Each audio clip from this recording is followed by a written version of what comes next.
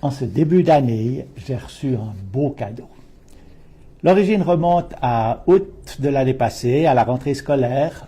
Au lieu de rejoindre son école, la jeune Greta Thunberg, une gamine de moins de 16 ans, est allée s'asseoir devant le Parlement suédois avec la pancarte « Grève pour le climat ».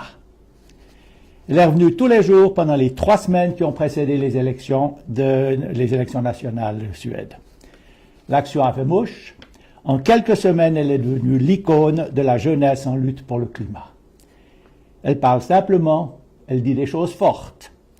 Aux dirigeants du monde, à la grande conférence sur le climat COP24, il y a un mois en Pologne, elle a dit « Vous ne parlez que de croissance économique verte parce que vous avez trop peur d'être impopulaire. Vous ne parlez que de continuer avec cette même mauvaise idée qui nous a mis dans ce pétrin.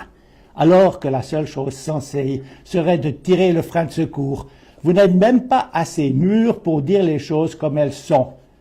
Même ce fardeau, vous l'abandonnez à nous, les enfants. » C'est exactement ça. La COP24 a décidé de ne rien décider. Pour le plan climat que le peuple suisse a accepté en votation populaire à une forte majorité, le Conseil fédéral a aussi décidé d'attendre. Au vu de la situation climatique, ce plan n'est pourtant pas terrible, mais il va quand même nécessiter un sérieux effort. C'est pour quand? À Morges, la municipalité s'est récemment ralliée au plan semi-ambitieux de la Confédération. Pour le moment, nous en sommes encore à la phase virtuelle. Mais attention, ça change. Connaissez-vous l'eau gazeuse? Les Italiens ont un mot plus expressif, l'acqua spumante. Vous ouvrez juste un peu la bouteille et pchouf, tout sort. Tout gicle dehors. La jeune Greta n'a pas inventé l'eau spumante, mais elle a tourné un petit peu le bouchon du climat. Ce vendredi, ce sont nos écoliers de Suisse qui seront en grève. Ce n'est que le début. Nos dirigeants sont vieux. Pour ce qui est du climat, ils sont encroutés. Beaucoup s'imaginent même qu'ils seront dehors avant que les conséquences de l'échauffement climatique ne les rattrapent.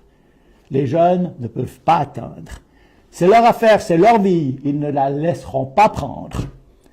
Je termine le bouquin, publié à la hâte à la suite de mon prix Nobel de 2017, avec cette phrase.